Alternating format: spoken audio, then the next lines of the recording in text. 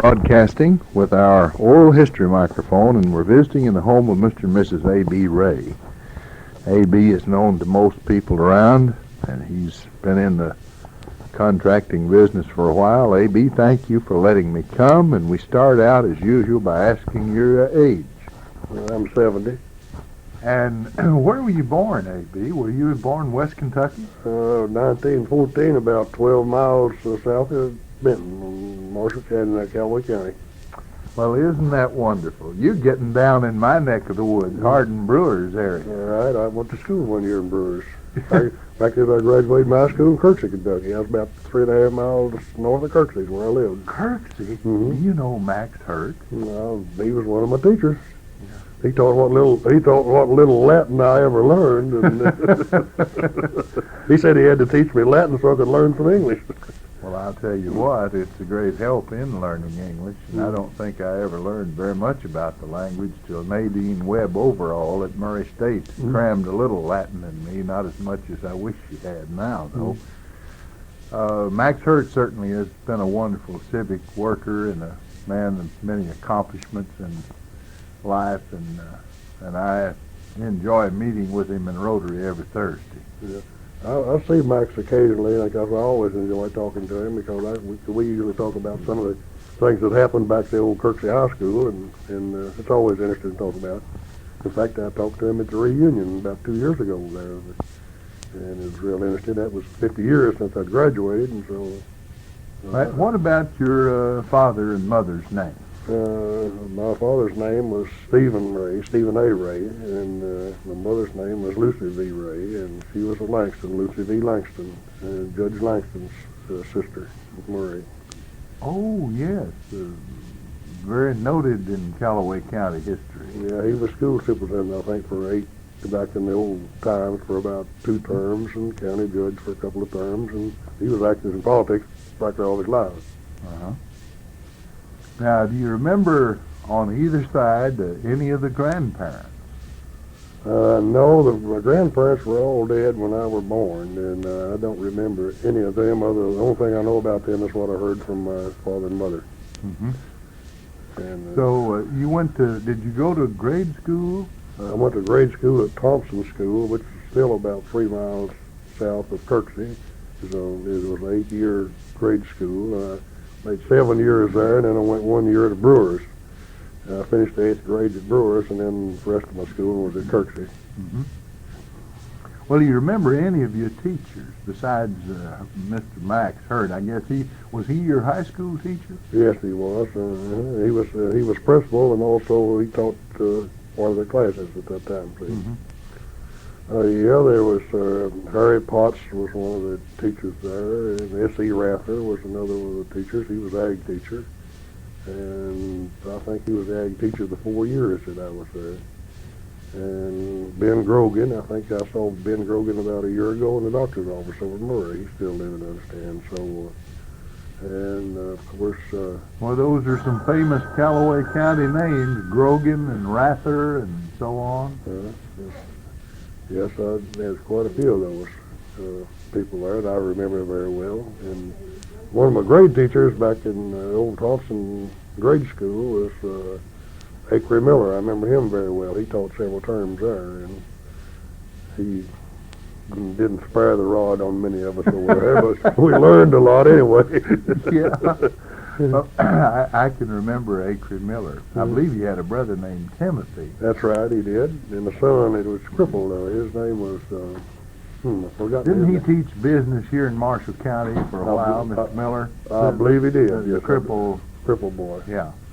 Right at the moment, his name is, and I've known him all my life, but it seemed like it goes by initials or something. L.C. Miller. L.C. Miller. That's right, L.C. Miller. That was his name, yeah. Mm-hmm. Now, I always kind of felt like I might be a little bit in that family because Timothy Miller married my great aunt, my mother's own aunt. She was Hal Edwards' daughter. So and he lived just a little bit north of Wadesboro. Again, you're getting right in that Callaway, Marshall County territory. Right. Yeah, I've most of those old people I knew them pretty well in that area. What were your favorite subjects in school? I liked arithmetic. I think that was my favorite. And you've been a builder and so on, so that fit in real well with the carpentry and so on. Yeah, it's been a great help to me because I had some good teachers along that line too when I was going to school, and I liked arithmetic. I liked biology very well, and I studied some of that, and I liked history. Mm-hmm. And I didn't like English. That's probably the reason I can't talk very well today. And Max said they had to teach me some Latin so I'd learn some English. Well, what were the games that you can remember back in your earliest days? Well, the early days, marbles was a game, and you know, it's surprising to me in a way that you don't see many kids playing marbles anymore. That's all the rage when I was growing up. In the grade school, that was it for that. In the later grades, like 7th and 8th grade, we got into basketball some. But the smaller children, like the first, second, third, fourth, and fifth grade, we played marbles and some of the other games I really don't remember, but very simple games, yes, right. Somebody would always have a steely, I remember. The tall, steel ball, and he burst everybody else's marbles with it. Oh, yeah, we hated those things if they were playing against us with them. Right. All right. Were they still having things like, say, pie suppers on a Friday night? The PTA would stage a pie supper to raise a little money, and then the boys would buy the girls pies. Did you like to get into that? Oh yes, we all had a big hand in that. That was something to do. Though we didn't have many things to do out in the country at that time, or places for entertainment. About the only place we could go was the churches, pie suppers, and fiddlers contests, and a few things like that. That was a big extent of our entertainment. Well, tell us how you met your wife. Well, I didn't meet her till I came to Benton. Of course, like I said, I graduated high school in '32, which is a pretty bad time for everybody to graduate, and right in the middle of the Depression. And so I saw that I couldn't go on to college. That was my plans, of course, before, but things turned out that I couldn't go, and so I wound up in the CC camps, and so I was stationed at Benton, and then consequently, I met my wife here, and so during the time I stayed here, and we were married, and I moved to Dawson Springs and organized another company, and so went from there on from construction work, and been into construction for some 20-something years before finally decided I wanted to retire and go to work and really go to work with a hardware store. Well, now that works you, or it can work you, just about around the clock. Well, it certainly did. So that's the reason I had to quit one of them. 7 days was about all I could get out of a week. Yeah. I had to quit one of them. Now, didn't you served as kind of a contractor also, did you? I was a general contractor for about 26 years, right. I run my own construction company for that length. Now, who was your wife before? Imogene Cole, George Cole's daughter. Mm-hmm. She's related, I reckon, to all the Coles in Marshall County. And that's quite a few people. Quite a few people, right. Yeah. One of our librarians is named Cole. Nell Miller Cole? I believe so. She might be in the general family also. I was talking to Bob Cone the other day. Of course, his mother was a Cole, and I said, well, everybody that's not a Cole in this county is kin to him, I think. We were discussing some of his relatives, so that seemed like it turned out that way. Anyway, all my relatives are in almost all of them are in Callaway County. Did you have any children? Yes, we had 2, Martha and Brenda. Brenda, the oldest, was married Johnny Lynn, and they were in the funeral business for years. She now works for me at the hardware store. And Martha, she married Ned. She graduated from high school here, married Ned Davis, and then went on to college. And by the way, tomorrow she goes back for her last conference and finished her doctorate degree. And with Vanderbilt. At Vanderbilt. Yeah, she went back to school second year after she was married, and got her, and she went on and finished her master's degree, and at the same time she went to work at the Trigg County school system, and she's now, or has been for some time, the student personnel director there for Trigg County Schools. So, So she lives lives somewhere around Cadiz. she lives in Trigg County, close to Cadiz, and her husband is a farmer there, and he raised livestock for her. I think I've heard Mama Mo talk about her from time to time. Yeah, she was guidance counselor for several years there, and then she's first taught for about 3 years, and then guidance counselor, then from guidance counselor to assistant principal, and then on she was promoted to this job some about 3 years ago, I believe. Are there any grandchildren? Oh, we got a slew of those. We got about 7 of those, I believe. And they're all close enough you can see them once in a while. Well, we have one granddaughter, Martha's oldest daughter. She's in Baton Rouge, Louisiana. She's a chemical engineer, been there about 3 years. And she met a boy and married down there who is also a chemical engineer. And so the next couple of weeks they're coming back to work to Calvert City. They're moving back here to get back close to home. So they've been lucky enough. He's already has his job, and I think she's probably going to work in Calvert City also as an engineer down there. So we feel very lucky they're all close to home. Of course, one of our grandsons is in Lexington in college. He has about another year and a half to finish up there. So, and all the rest of them are fairly close to home. Now, was your dad a farmer? Yes, he was. So you have worked on a farm. That'd been your very first job, probably. That was my first job, and I always told my dad if I ever lived to get off the farm, I'd never be back, but I was still enjoying it. Now, you like farming. That's right. I still have some farms in Callaway County, and I play with a few cows and things on them once in a while. Yeah. Isn't that strange when you're little and you're wanting to get away from home, you think you hate the farm? Right. I didn't like to work on Saturday, and that's when most of the people in those days, Saturday noon while they took off, you know. Yeah. They either went to a little country grocery or they did something on Saturday afternoon, and I usually had to work on Saturday, and I thought that was the worst thing in the world. Yeah. Now you can go back out and walk around the land. Oh yeah, I really enjoy it. I own my old home place there, and I also own my great grandfather's old home place that he homesteaded in Mount Carmel, and we have cattle on those farms, and I really enjoy going out there. Now, tell us, after you left the farm, what was your first job?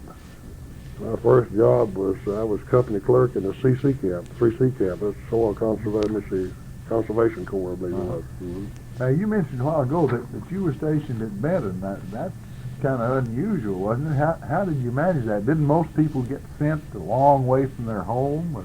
Right. Of course, we started out in Fort Knox, and with the company that I was put with, they checked out before I did because I took the measles while I was there and was in the hospital when the rest of the company left. So when I was able to be dismissed from the hospital, I was gathered up with 2 or 3 more stragglers to fill in vacancies, and so I was lucky enough to help fill up the vacancy in Benton.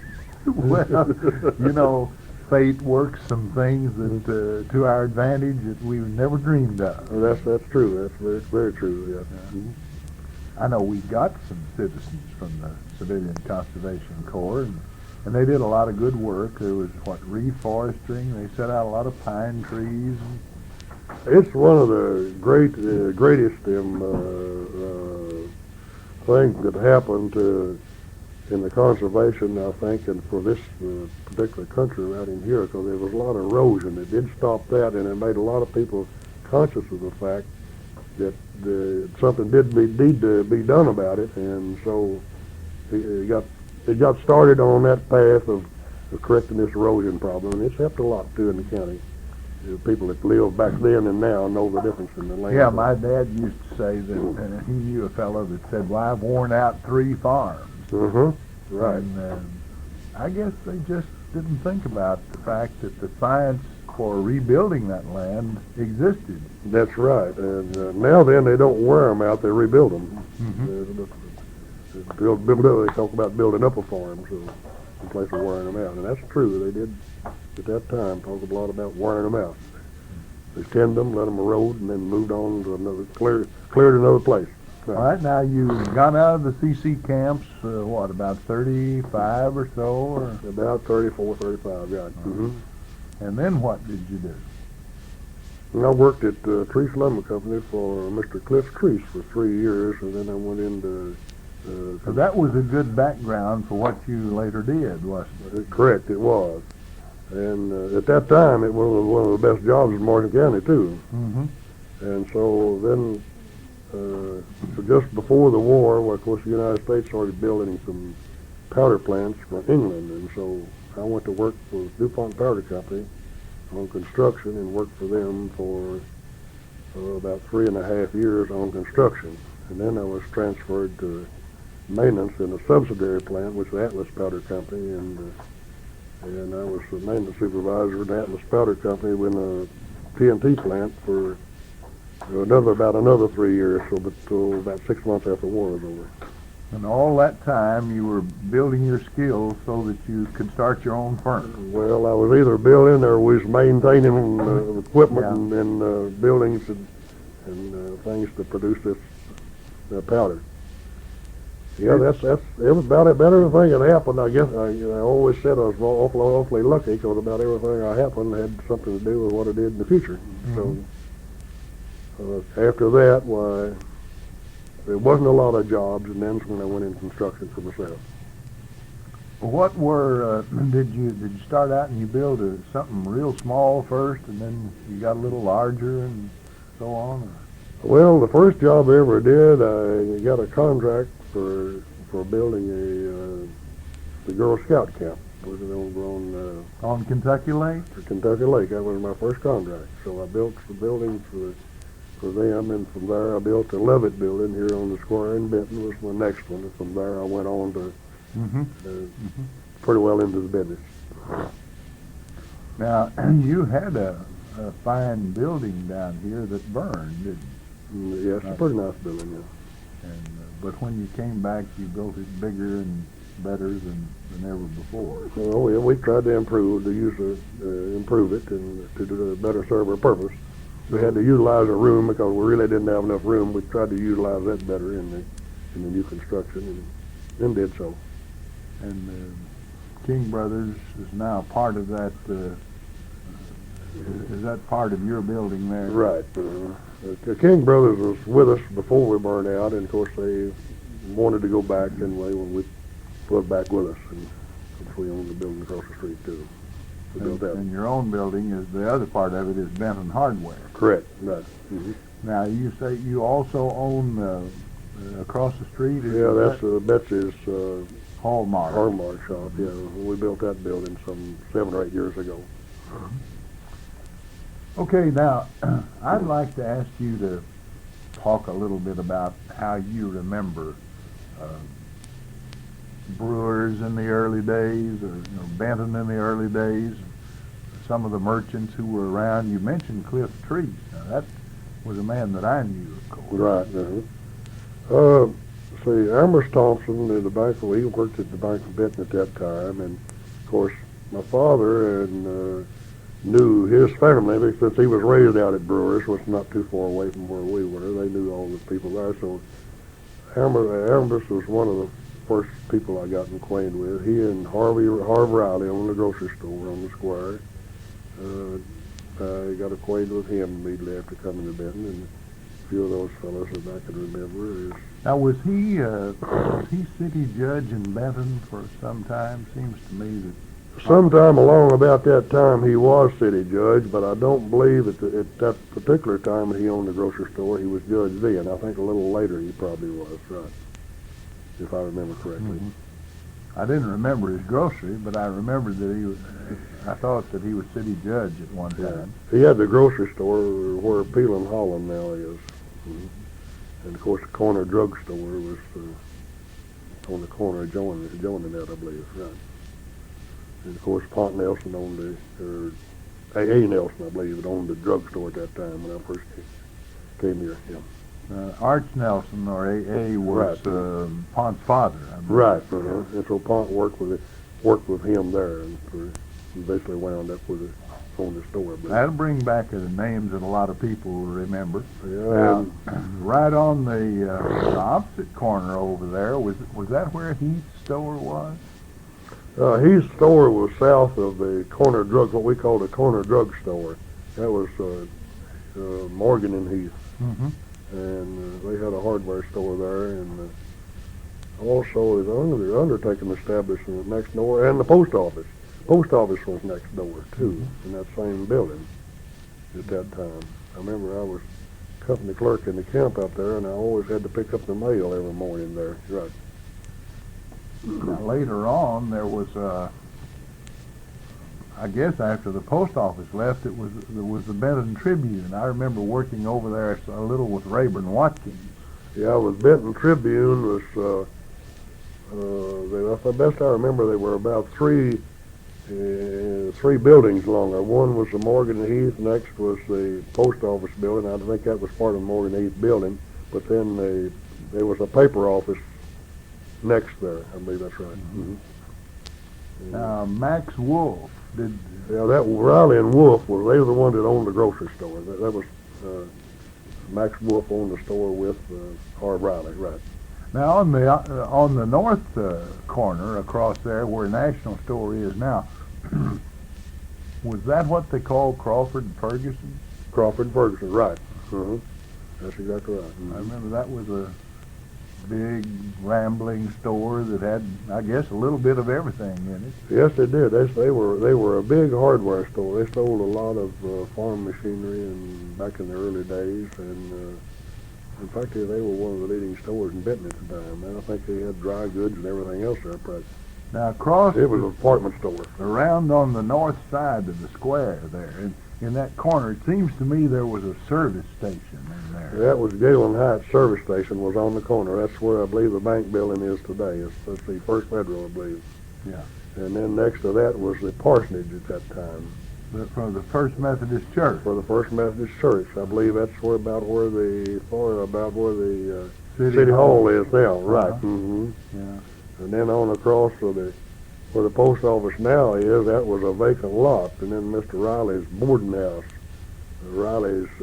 boarding house, it was between that vacant lot and the Smith house that's on the corner today. Right. Now let's see if we can work back across and get part of the east side of the square there. Okay, the very east side of the square, that was Marshall County Courier, I believe. That's wait a minute. The first place I remember there was a little restaurant, and I don't remember who run that restaurant right now at the time. Wouldn't have been Griffith along in there, would it? Could have been. Seemed like he had one at one time. No, he had one where the Griffith, Jamie Griffith had a restaurant where there was a barber shop on the east side, about in the middle of the square. And he had a restaurant right alongside that barber shop. Now, where was the Benton Theater with Shelby McCallum's Empire when he came here in 39 or 38? Well, the Benton Theater is where the was Prince's law office. There's another lawyer in there now. That was where the old theater was, the Benton Theater was at that time. But originally, just a few years before that, before they built that, it was on the theater was on the corner east of Morgan and Heath hardware store. Then when they built this new building on the east side of the square, it was moved over there. Well, you know, I didn't remember that part of it. Yeah, that's where we used to go to the theater in the courting days. That's how I remember that. And that was in about 34. 33 or 34 when that was there. And then I believe in about 37, about 36, 37, that's when what we call the new theater was built on the east side of the square. And beside of that was Henry Lovett. Mr. Henry Lovett owned office. He had office building there. And then Philbeck Funeral Home. I believe that covers that pretty well. Do you remember anything about, say, getting your first car? Yeah, I bought my first car when I was working at Treese Lumber Company. That was in about, that was about 35, 36. I bought that from Kirk Phillips. It was a used 33 model Chevrolet automobile. And I bought that car, it was 32 model. And I bought that car for $135, and they financed it through the GMAC Corporation. My payments was $12 and something a month. Oh, boy. Of course, I was making $15 a week. I was really turning out the money at that time. Oh, that's great. Yeah, I remember that very well. That was the first automobile I ever owned. My first one I bought the day I was 16 years old. And it was a 27 Model T Ford. It was 10 years old. Mm-hmm. In 37. And it was the last model they built, and it had wire wheels. It looked a little bit like an A model wheel. Well, I really stepped up in the automobiles in 37. No, it was 38, I believe it was. Tellus Black had an old black coupe, I believe it was. Anyhow, he had a black car. He traded in, and I traded my car for that. And I think I paid maybe $150 or $160 to boot for that job. I was really coming up in the world Then at that time. You were ready to drive in style. That's right. Was it, what make was it? Do you remember? It was a Chevrolet. Also a Chevrolet. I don't remember exactly what model that car was. I remember some strange cars. One of them, a Hupmobile, was always around here, and I believe that belonged to Dr. Faust, didn't it? I believe so, yes, sir. By the way, I remember when Dr. Faust was, his office was over Morgan and Heath's hardware store, too. And Dr. Stone had office up there next to him, and when they didn't have any patients, well, they visited all the time. That's where they get together and hash over times and cook up things to do. Yeah, I remember them talking about that very well. Mm-hmm. You remember your first radio? Yes, I bought my first radio from Bun Farmer. It was a used radio. It was my Crosley. And I probably paid him $5 or $6 for it. We don't remember exactly. And then you could listen to Lum and Abner. And Lum and Abner, and we had another program. Amos and Andy. Amos and Andy. We listened to those programs, right. Did you ride the train out of Benton much? No, I don't remember. I don't remember taking any train trips at all. Probably did, but I don't remember any of them. Don't recall any of them, no. What about a first airplane ride? I haven't made that one yet. Yeah. Okay, that's just as well. I just about as soon as walk myself. Well, can you think of any particular funny stories in connection with things that have come up in your business life, or that you can tell and amuse us some way there? Right offhand, I don't recall any. I know there's been a lot of them, but I really don't have recall one to mind right now. One thing that I remember that they used to try to hang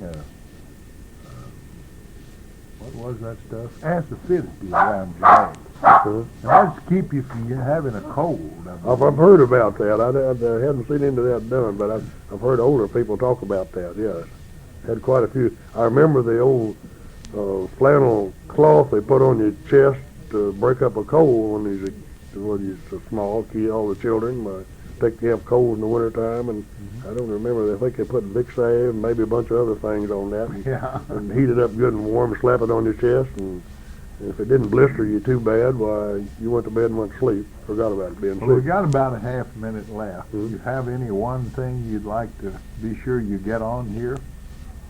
No, not particularly that I can think of at present. Well, I certainly thank you and appreciate it, Mr. A.B. Ray. It's good to visit with you and your wife here in this home here in Benton, and we appreciate the opportunity of recording your history and making certain that it goes into the Marshall County Library and the State Archives, and later to be aired on WCBL.